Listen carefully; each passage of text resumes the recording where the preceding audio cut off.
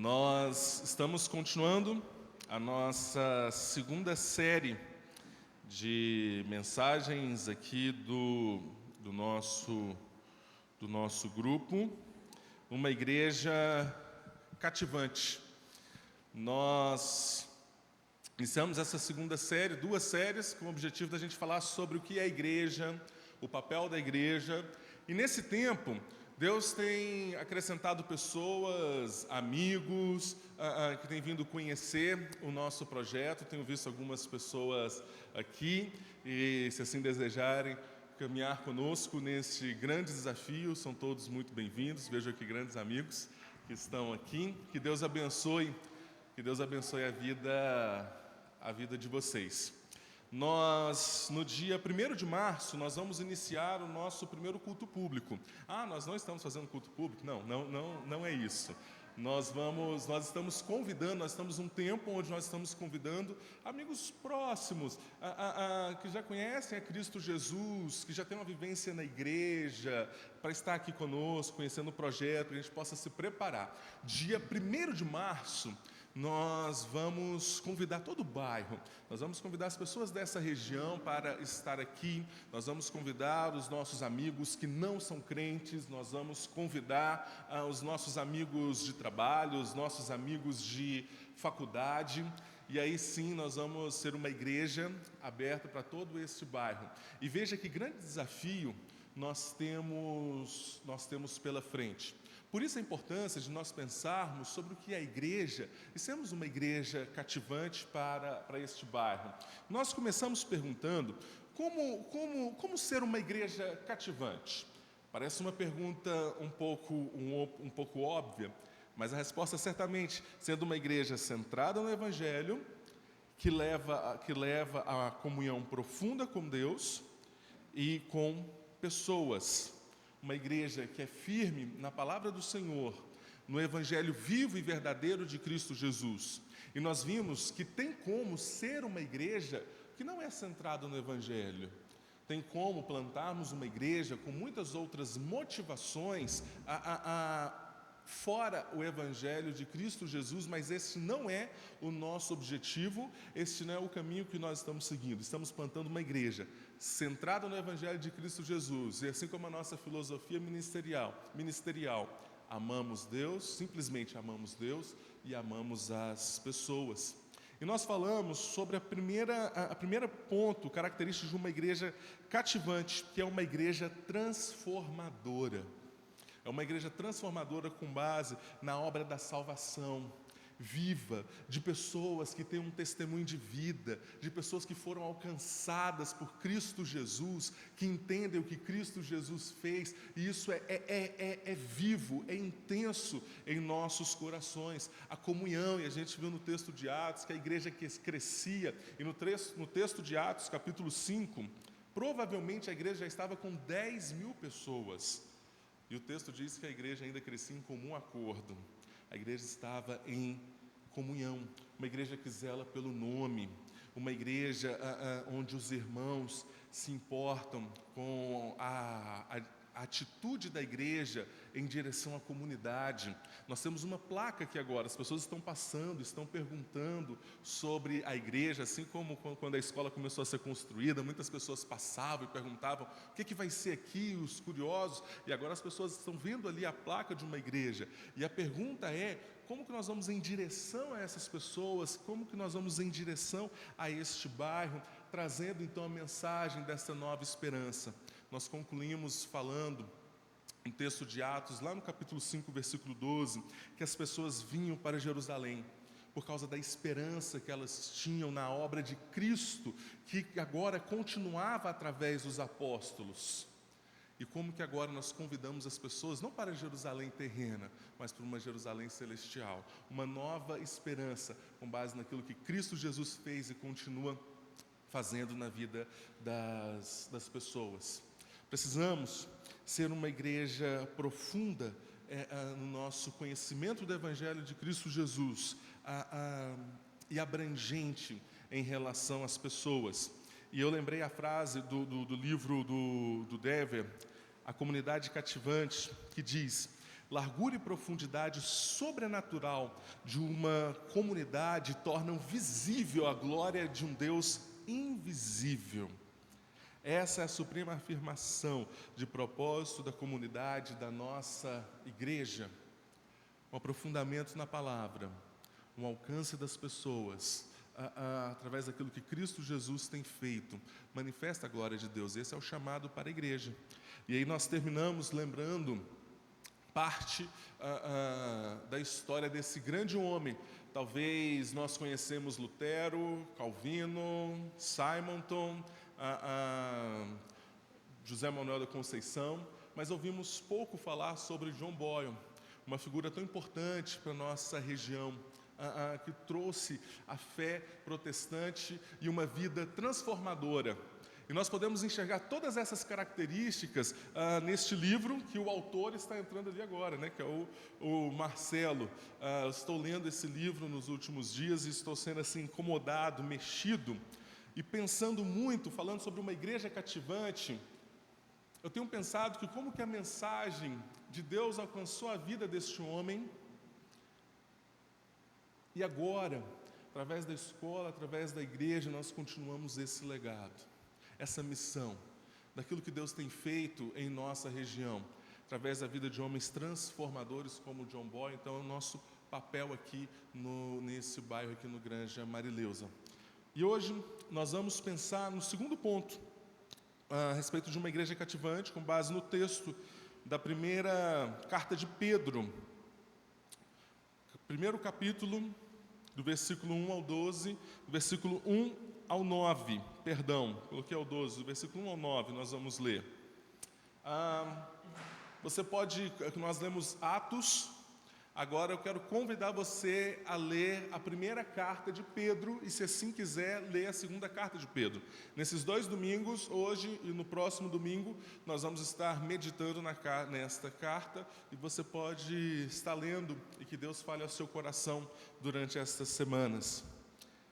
O texto sagrado diz: Pedro, apóstolo de Jesus Cristo, aos eleitos que são forasteiros da dispersão no Ponto, Galácia, Capadócia, Ásia, Bitínia, eleitos segundo a presciência de Deus Pai em santificação do Espírito para a obediência e a aspersão do sangue de Jesus Cristo, graça e paz a vós sejam multiplicadas.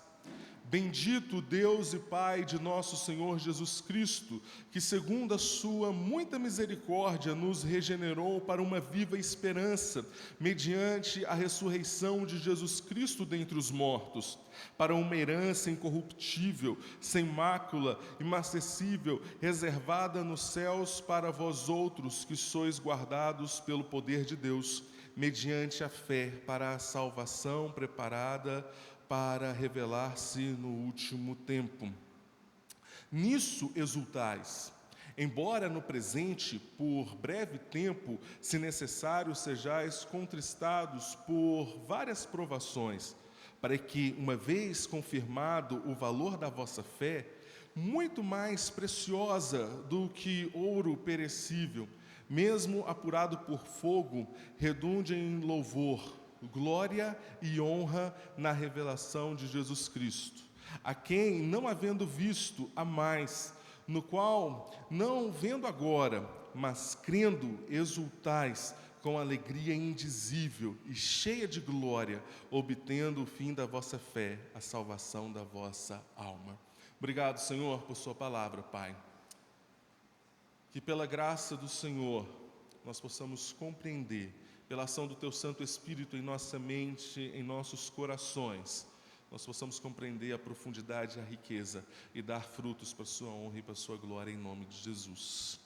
A segunda característica de uma igreja cativante é uma igreja alegre na salvação. Nós lemos a primeira carta de Pedro. Pedro, conhecido como o apóstolo dos judeus, como Paulo, o apóstolo dos gentios. Quando você está lendo a carta, você entende que, a grande maioria das vezes, Pedro está falando para judeus, mas algumas partes, alguns trechos, você entende que talvez tenha ali no meio deste povo convertido alguns gentios. Então Pedro também fala numa linguagem acessível para essas pessoas. Pedro começa no primeiro versículo se apresentando como apóstolo de Cristo Jesus, como se ele estivesse colocando a sua credencial. Por que eu posso estar escrevendo essa carta para vocês? Porque eu sou apóstolo de Cristo, a testemunha ocular, chamado para testemunhar daquilo que Cristo Jesus fez e continuar então a sua obra. E aí no primeiro versículo ainda ele endereça essa carta para os eleitos, que são forasteiros, e aqui todas essas cidades, ali uma região da Ásia. Talvez Pedro escreve para eles porque ele passou por lá. Foi trecho de uma de suas viagens. Viu essas pessoas, mas há muito não estava com eles. E agora, por causa do contexto de perseguição, um contexto de dificuldade, onde muitos desses judeus tiveram que sair de Jerusalém por causa dessa perseguição, deixaram as suas casas, famílias, bens. Alguns deixaram os seus familiares, porque nem todos da família se converteram a Cristo Jesus, e nós vimos aqui que quando isso acontecia, você estava sozinho.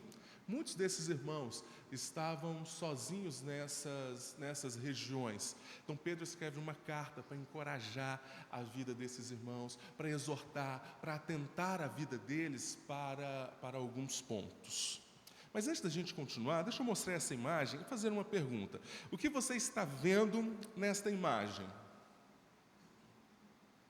No primeiro momento, quando eu vi essa imagem, eu pensei, um senhor com os cabelos brancos. E aí eu paro e começo a pensar, a olhar em um outro ponto de vista. Eu vejo uma ponte, um rio, lá no fundo algumas árvores, um homem aqui no cavalo, um homem aqui deitado, na ponte alguns galhos de uma árvore.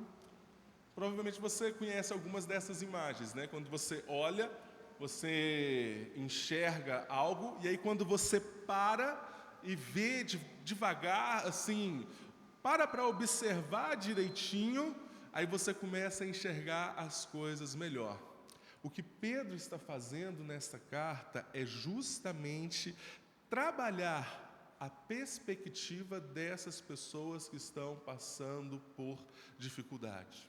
Pedro está chegando, escrevendo para eles e falando, olha, calma, olha bem, olha para o quadro, olha direito, veja o quadro como um todo.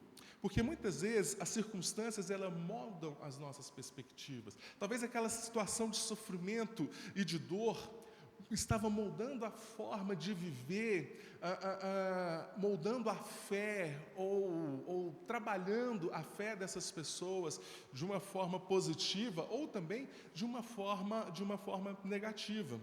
E as nossas perspectivas, elas têm muito a ver em como nós respondemos a estas circunstâncias. Então é justamente sobre isso, sobre a salvação, sobre a fé em Cristo Jesus, que Pedro vai trabalhar toda a sua carta, convidando essas pessoas a refletir sobre a perspectiva da salvação. E quando nós falamos sobre plantar uma igreja, ser uma igreja cativante, nós precisamos parar para pensar se estamos vivendo e como viver uma vida através da perspectiva da salvação de Cristo Jesus para as nossas vidas hoje. E quando nós falamos sobre a alegria da salvação, em primeiro lugar, quando eu olho para o texto, eu vejo Pedro trabalhando a alegria da nova identidade deles. Veja o texto, versículo 2. Aos eleitos, que são forasteiros da dispersão do ponto da Galácia, Capadócia, Ásia, Bitínia, eleitos segundo a presciência de Deus Pai em santificação do Espírito, para a obediência e a aspersão do sangue de Jesus Cristo, graça e paz a vós sejam multiplicadas. Pedro começa utilizando uma linguagem comum do Antigo Testamento para se referir ao povo de Deus. aos eleitos, à nação eleita, ao povo que Deus escolheu para manifestar a sua glória. Mas também agora nós vemos esse termo aparecer muitas vezes no Novo Testamento, algo que era comum no linguajar dos discípulos para falar sobre os eleitos, mas aqueles que Cristo Jesus alcança com a sua graça, para falar a respeito do milagre da graça de Deus que transforma, que busca e alcança os filhos de Deus para esta nova vida. Veja que Pedro está trabalhando a identidade dessas pessoas. Eu falei que eles estavam num contexto de sofrimento e de dor. Cada palavra dessa para eles é uma palavra de consolo. Se você está numa região sozinho, sofrendo perseguição por causa do Evangelho de Cristo Jesus, Pedro vem e fala: você é um eleito, você é um filho de Deus. Então, Pedro está trabalhando dentro da linguagem essas questões da identidade. Depois ele vai dizer que são forasteiros da dispersão, ou que são peregrinos. Forasteiro é alguém estrangeiro. Pedro está usando algo natural, algo terreno do que estava acontecendo na vida deles, para falar sobre algo eterno. Quando Pedro diz: olha, vocês são forasteiros, vocês são peregrinos, vocês estão passando por aí. Aí não é a morada, não é a terra de vocês. Mas isso aponta para a vida eterna também. Pedro está dizendo: olha, nós somos forasteiros e peregrinos aqui nessa terra também. Toda dificuldade, dor que vocês estão passando é momentâneo. Calma. E ele vai dizer: eleito segundo a presciência de Deus. Deixa eu parar um pouco aqui. Pedro não está falando eleito segundo uma presciência de fé, mas Pedro está falando de pessoas. O texto de Pedro, o versículo 1, falando sobre a presciência de Deus, é um texto muito utilizado por algumas linhas teológicas para dizer que Deus elegeu, que Deus escolheu pessoas, que Ele sabia que um dia essas pessoas o amariam, que um dia essas pessoas responderiam à graça de Deus, ou que um dia essas pessoas viriam a servir a Deus de alguma forma. Não que Deus elegeu os seus filhos com base em sua soberania e vontade, mas em saber o futuro. Veja como isso é uma visão perigosa para nós em relação à salvação. Primeiro, porque diminui a suficiência do sacrifício de Cristo Jesus e nos dá parte na salvação. Porque Deus ele nos escolheu sabendo Ele que um dia nós o escolheríamos. Mas se Deus nos amou primeiro, como que então Ele sabia que eu iria responder à mensagem dEle e por isso Ele me amou? Então deveria ser, nós amamos Deus primeiro, quando na verdade não é. Deus nos escolheu na sua infinita graça e misericórdia. Diminui a soberania de Deus em o seu poder de dirigir e governar as nossas vidas. Coloca aspectos de um pensamento humanista dentro da salvação, daquilo que Deus fez de forma divina. Talvez o pensamento da presciência de Deus, pensando em resposta que um dia nós iríamos responder à graça dEle, é querer incutir alguns pontos para ser mais adaptável para o nosso pensamento limitado, enquanto a salvação é algo divino, é algo de Deus para as nossas vidas e somente dEle para nós. E veja como, quando nós pensamos dessa forma, é algo consolador. Eles estavam sofrendo. E aí Pedro vem e diz: vocês são eleitos, vocês estão passando por essa terra. É um curto prazo de tempo. E Deus conhece vocês antes da fundação do mundo. Deus está olhando, Deus conhece a vida de vocês muito antes. Ele está no controle de todas as coisas. E aí Pedro vem e traz, então, trabalhando a identidade deles, como que a Trindade está trabalhando na história, como que o Pai elegeu, o Filho deu a vida e o Espírito Santo está trabalhando em nosso coração, está santificando, nos separando para esta obra. E aí o texto então termina: graça e paz vos sejam multiplicados. É algo transformador a saudação de Pedro. Pedro trabalha a identidade deles quando Pedro está cumprimentando. Eu sei que vocês estão passando por dificuldade, eu sei que vocês estão sofrendo perseguições, eu sei que vocês perderam seus bens, eu sei que vocês estão perdendo amigos e familiares, mas lembre-se de quem vocês são, lembre-se daquilo que Cristo Jesus fez, lembre-se da nova identidade. E é por isso que Pedro, por vários trechos em sua carta, ele vai trazer isso de volta, como no capítulo 2. Vós, porém, sois raça eleita, sacerdócio real, nação santa, povo de propriedade exclusiva de Deus. Mas quando nós falamos sobre ponto de vista, sobre perspectiva de vida, como Pedro está trabalhando a identidade, e como nós corremos o risco das circunstâncias moldarem essa perspectiva, e o que Pedro está fazendo é o contrário, para que a identidade deles permaneça firme, independente da circunstância. Isso confronta muito os nossos dias, uma cultura de muito vitimismo. Talvez onde as circunstâncias definem a nossa identidade. As circunstâncias definem quem nós somos, os nossos comportamentos e o que nós vamos fazer, onde as pessoas não são mais culpadas por causa do pecado, são isentas do pecado por conta da história de vida, enquanto Pedro está dizendo que não. E depois, quando você pega a carta de Pedro, a primeira carta de Pedro, ele vai passar boa parte da sua carta ensinando sobre comportamento. Ele vai falar sobre o comportamento do servo, ele vai falar sobre o comportamento do marido, ele vai falar sobre o comportamento do ministro, ele vai falar sobre a identidade independente da circunstância.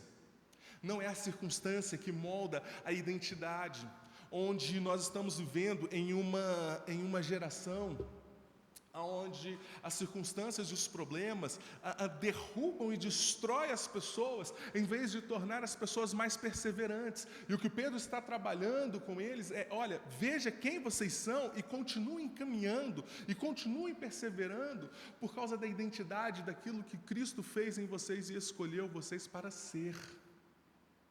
É isso que Pedro está trabalhando, é isso que Pedro está trabalhando aqui. E quando nós pensamos por ser uma igreja cativante, precisamos viver de acordo com essa nova identidade, alegres na salvação, não as circunstâncias do mundo que moldam quem nós somos e os nossos sentimentos, mas quando nós olhamos para a Bíblia, quem a Bíblia diz que nós somos, quem Cristo diz que nós somos, e é dessa forma que nós caminhamos em direção às pessoas. E o convite de Pedro para as pessoas é justamente esse: não viver por causa da circunstância, conforme o modelo deste mundo. Pelo contrário, alegrai-vos na medida em que sois coparticipantes dos sofrimentos de Cristo, para que também na revelação de sua glória vos alegrais exultando. Assumir essa identidade de quem nós somos, eleitos, peregrinos, eleitos pelo Pai, lavados e remidos por Cristo Jesus, santificados pelo seu Espírito, separados para esta obra. E aí nós vamos dizer para este mundo e trazer essa mensagem: graça e paz seja a vocês. Só assumindo essa nova identidade, nós podemos falar a respeito dessa graça e dessa paz que pode alcançar a vida das pessoas. Segundo lugar, a alegria na obra de Cristo. Do versículo 3 ao versículo 6. Pedro, ele vai, do versículo 3 ao versículo 5, ele vai trabalhar aspectos e características da obra de Cristo Jesus e do que Cristo Jesus ele fez por nós. E ele vai dizer: bendito Deus e Pai de nosso Senhor Jesus Cristo, que segundo a sua muita misericórdia, nos regenerou para uma viva esperança, mediante a ressurreição de Jesus Cristo dentre os mortos, para uma herança incorruptível, sem mácula, imacessível, reservada nos céus para vós outros, que sois guardados pelo poder de Deus, mediante a fé, para a salvação preparada para revelar-se no último tempo. Nisso exultai, nesta obra, naquilo que Cristo Jesus, naquilo que Deus está fazendo na vida de vocês. Deus, através da obra de Cristo Jesus, regenerou, nos ressuscitou, nos trouxe da morte para a vida, nos transformou, nos tirou do império das trevas e nos colocou, nos plantou no reino do Filho do seu amor, para uma nova esperança, para uma viva esperança, não com base nas circunstâncias e aqui no contexto do sofrimento que vocês estão passando, mas naquilo que Cristo Jesus fez, uma obra incorruptível, uma obra sem mácula, sem mancha, uma obra que não desgasta, algo que é permanente, algo que é vivo, que isso esteja vivo no coração de vocês. Aí Pedro para um pouco e diz: nisso vocês se alegrem nesta obra. Quando nós olhamos para o Catecismo Maior de Westminster, a primeira pergunta diz: qual é o fim supremo e principal do homem? E a resposta: o fim supremo e principal do homem é glorificar a Deus e gozá-lo para sempre. E aí nós temos um outro grande paradigma. Os padrões, o padrão de alegria deste mundo e aquilo que Deus nos oferece, aquilo que Deus nos mostra. Talvez o padrão de alegria deste mundo é algo que sempre vai nos saciar, vai nos satisfazer, se encaixa, se molda a nossa forma. Mas a alegria no Senhor não é dessa forma. A alegria do Senhor não é como a alegria deste mundo, ou não é como as nossas formas. Não é como as minhas ambições de conquista, de alegria e de realização. É totalmente diferente. Por isso que muitas vezes a alegria em Cristo Jesus, nós vamos ver mais para frente, ela passa por lutas e tribulações. Porque não é dentro dos meus padrões, mas sim dentro dos padrões de Deus. E quando nós falamos sobre uma igreja cativante, nós precisamos nos alegrar na obra dEle, no que Ele tem feito por nós, no que Ele está fazendo pelas pessoas. John Piper, quando ele olha para esta resposta, ele propõe uma mudança, para a gente não separar, glorificar a Deus e se alegrar nele. Não são coisas que caminham separadas. Eu vou viver glorificando a Deus, mesmo que eu não me alegre. Mas é muito melhor quando nós entendemos a obra de Cristo Jesus, o que Ele está fazendo, e eu vivo para glorificar a Deus, mas independente da circunstância, mesmo assim alegre no Senhor. E a proposta de John Piper, ele vai dizer: o fim supremo e principal do homem é glorificar a Deus ao gozá-lo para sempre. E ele vai dizer nesse livro, é um livro pequenininho, tem ele maior, mas tem um pocket dele, plena satisfação em Deus. Deus é mais glorificado em nós quando estamos satisfeitos nele. Deus é mais glorificado em nós quando nós entendemos a sua obra, o que Ele está fazendo. E independente da circunstância das nossas vidas, nós nos mantemos firmes no Senhor, alegres no que Ele está fazendo. Terceiro ponto, o primeiro ponto, falando sobre a alegria da salvação, é a alegria na nova identidade, no que Deus fez, na obra de Cristo Jesus. E em terceiro lugar, é algo contraditório, algo que a gente precisa parar e pensar, a alegria em meio ao sofrimento. Do versículo 6 ao versículo 9. Embora no presente, por breve tempo, se necessário, sejais contristados por várias provações, para que, uma vez confirmado o valor da vossa fé, muito mais preciosa do que ouro perecível, mesmo apurado por fogo, redunde em louvor, glória e honra na revelação de Jesus Cristo, a quem, não havendo visto, há mais, no qual, não vendo agora, mas crendo, exultais com alegria indizível e cheia de glória, obtendo o fim da vossa fé, a salvação da vossa alma. Pedro está dizendo no versículo 6 que todo sofrimento, por maior que seja, é momentâneo, é passageiro, que nada pode se comparar à eternidade com Cristo Jesus. Quando Pedro está dizendo lá, ele começa dizendo: vocês são peregrinos, vocês são forasteiros. E agora Pedro está dizendo: calma, é um breve tempo. É um breve tempo onde vocês estão sendo formados, onde Deus está trabalhando na vida de vocês. É isso que Paulo vai dizer em Romanos capítulo 8, versículo 18.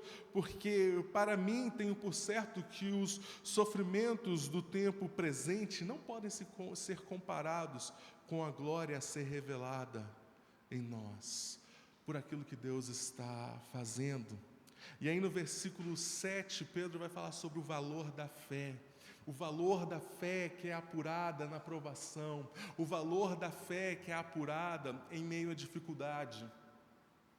Às vezes eu passo por alguns hospitais, vou visitando, conversando com algumas pessoas, ou encontro pessoas que estão passando por situações de lutas na saúde, ou enfrentando algumas doenças. É notório a diferença de alguém que recebe uma notícia de um médico e que não conhece a Cristo Jesus, não tem uma fé em nada, a reação dessa pessoa a alguém que vive esta fé em Cristo Jesus, que compreende o que Deus está fazendo, que já foi apurado, que já foi provado, que já passou por lutas e dificuldades e que sabe olhar para a vida depois que a luta passa, ou durante, olhar, ver o que Deus está fazendo, ou se não, depois que passou por um momento de grande luta e dificuldade, olha para trás e fala: obrigado, Senhor, obrigado porque eu passei por aquilo. Obrigado porque Deus formou, obrigado porque o Senhor trabalhou obrigado porque o Senhor trabalhou a minha vida. E é isso que Tiago ele vai falar: meus irmãos, tende por motivo de toda a alegria o passardes por várias provações, sabendo que a provação da vossa fé, uma vez confirmada, produz perseverança. Ora, a perseverança deve ter ação completa para que sejais perfeitos e íntegros, em nada deficientes, entendendo que as lutas e as dificuldades que Deus permite é porque Ele está tratando, porque Deus ele está provando a nossa vida, está trabalhando o nosso caráter, está tratando com pecados, de alguma forma Ele está trabalhando, e às vezes é fora do nosso padrão. Isso causa luta, alguns momentos de dores. E aí ele vai terminar falando sobre a alegria disso, mesmo no momento difícil, mesmo no momento de dor, uma alegria indizível, uma alegria que é obra do Espírito Santo em nossos corações. E ele vai dizer então, nisso, mas crendo, exultais com alegria indizível, cheia de glória, obtendo o fim da vossa fé, a salvação.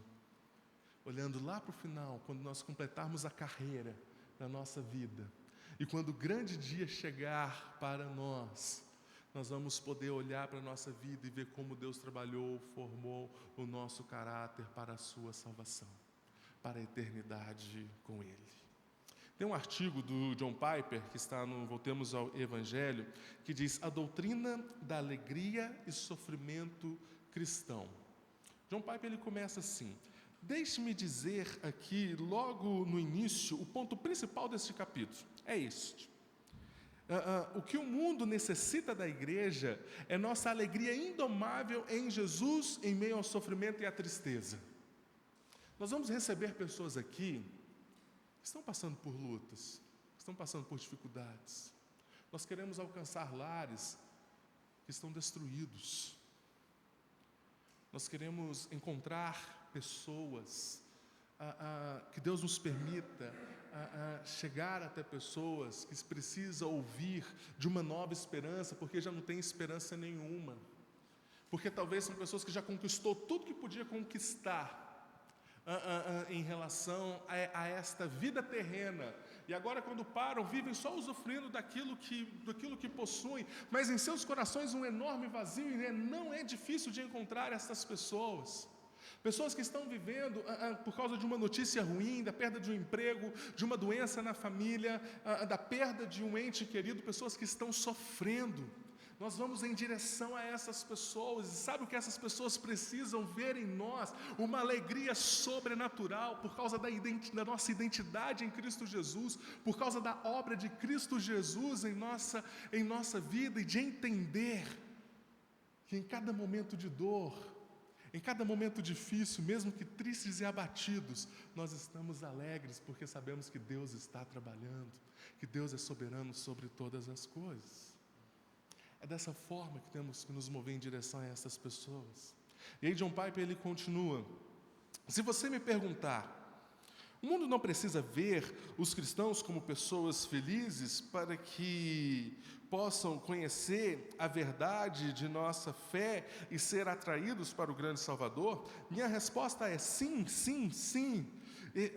E eles precisam ver que nossa felicidade é uma obra indomável de Cristo em meio à nossa tristeza.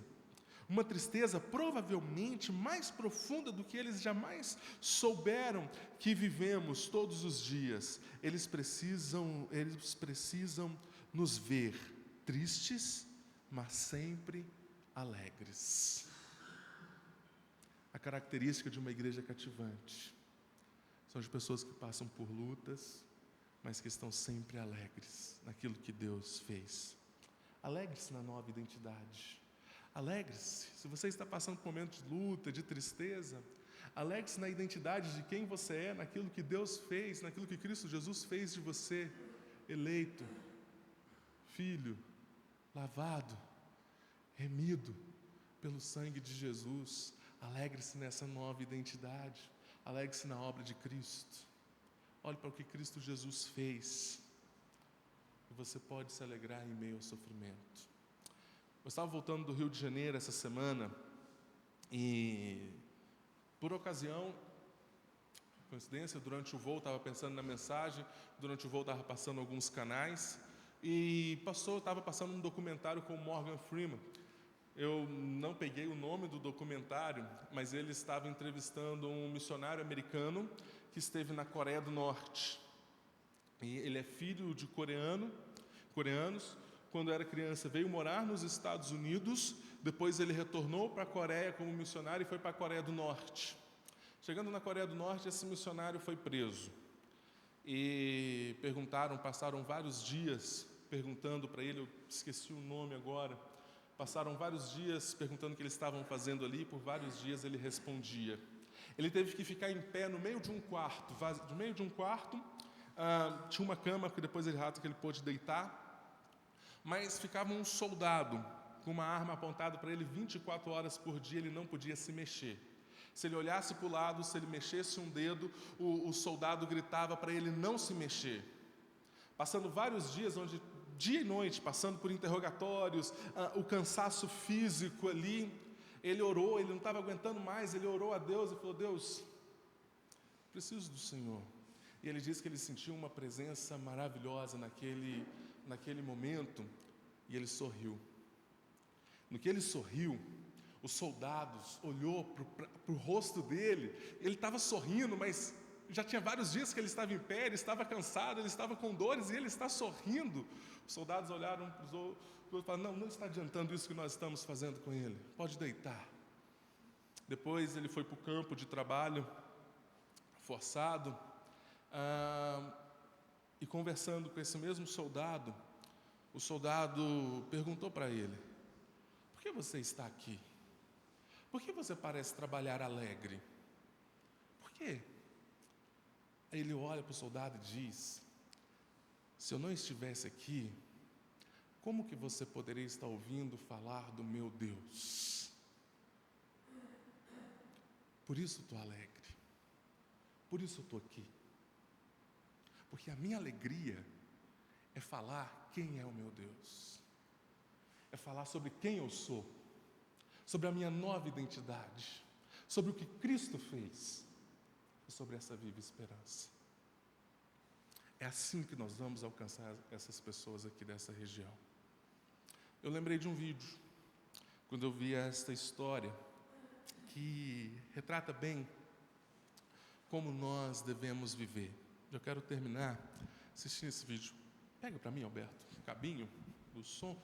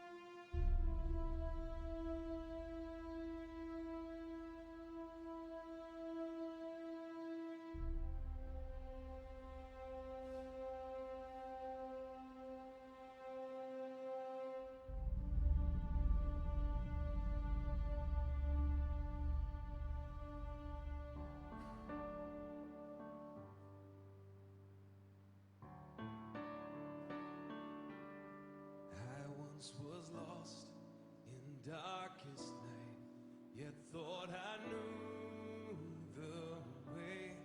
The sin that promised joy and life had led me to the grave.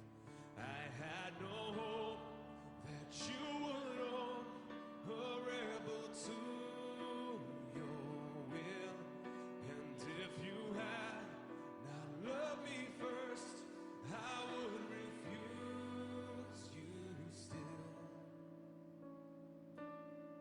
But as I ran my hell-bound race, indifferent to the cost, you looked upon my helpless state and led me to the cross, where I beheld your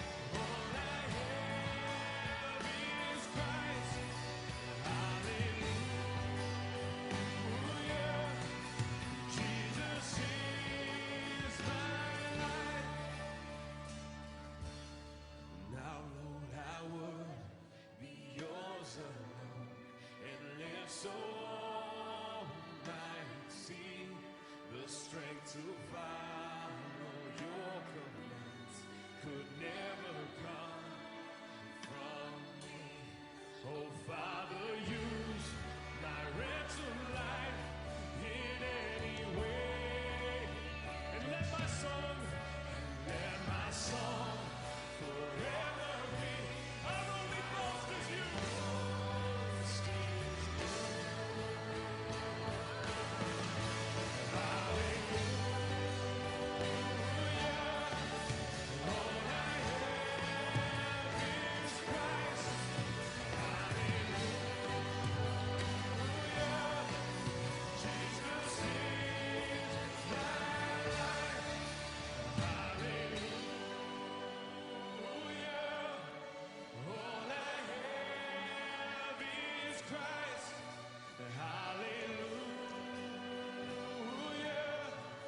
Jesus is my life.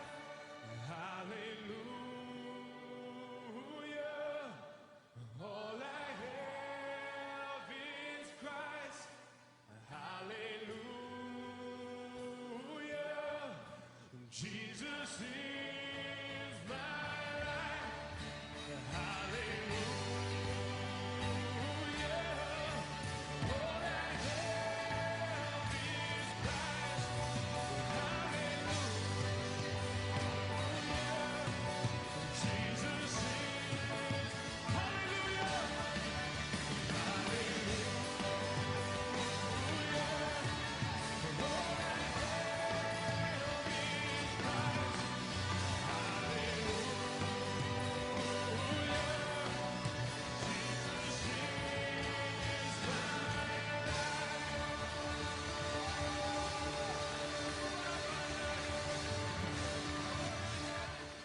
Somos peregrinos neste mundo.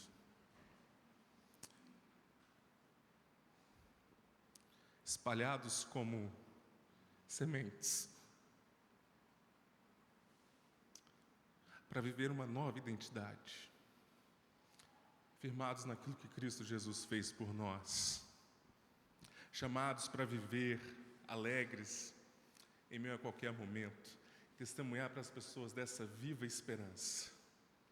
Quando você sair hoje aqui do culto, você possa olhar para este bairro, para essa cidade, e saber que tem pessoas que Deus quer alcançar. Que assim como Deus transformou a nossa vida, nos deu uma nova identidade através da obra do Seu Filho, essa viva esperança, Deus pode usar a sua vida para alcançar outras pessoas. Que possamos ser uma igreja cativante, transformadora e alegres na salvação. Feche seus olhos, vamos orar. Vamos ter um tempo de oração.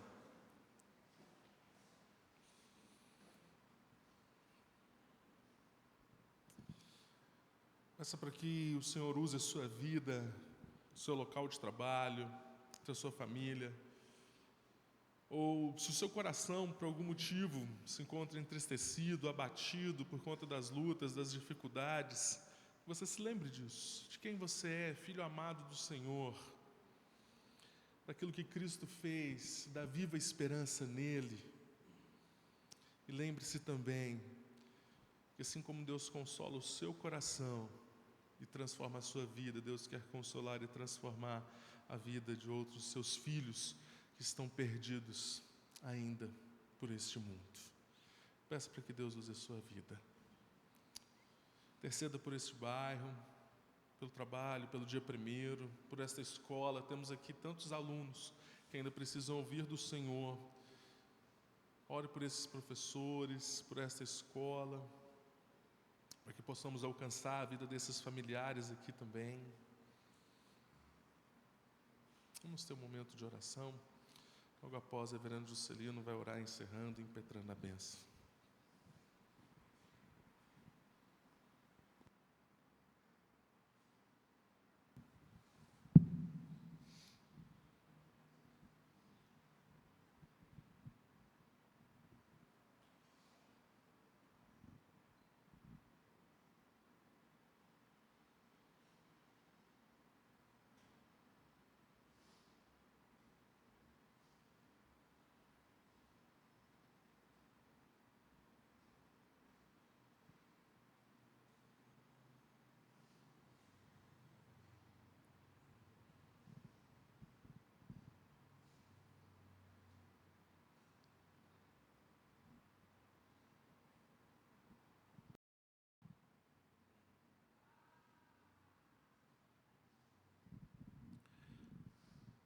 Ó Pai querido, nós queremos esse momento te agradecer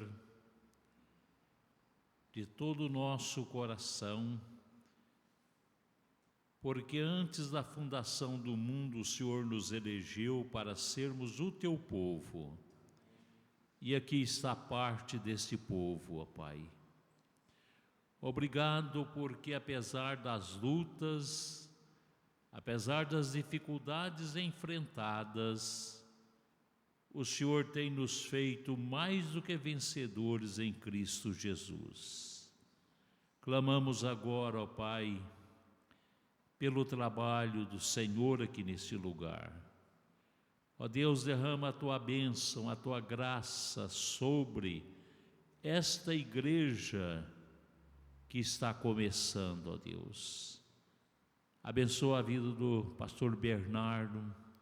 Abençoa, Deus, cada irmão que já faz parte desta comunidade. E que sejamos todos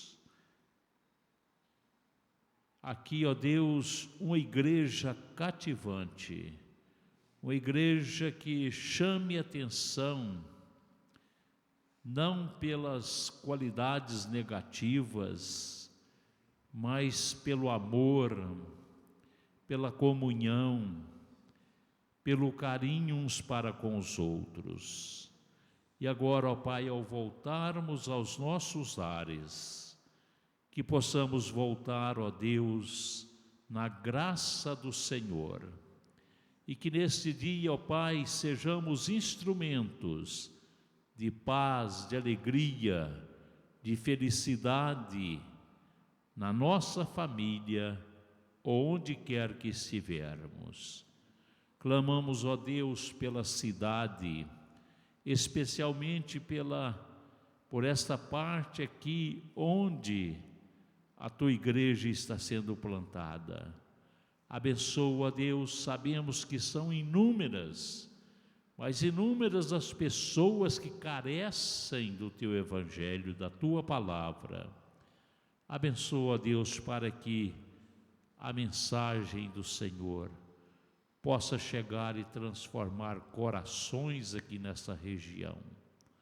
Nós te louvamos por esses momentos aqui na Tua casa de maneira muito especial. Dê-nos a Tua bênção, é a nossa oração. Em nome de Jesus, o nosso Salvador. Amém, Senhor. Amém.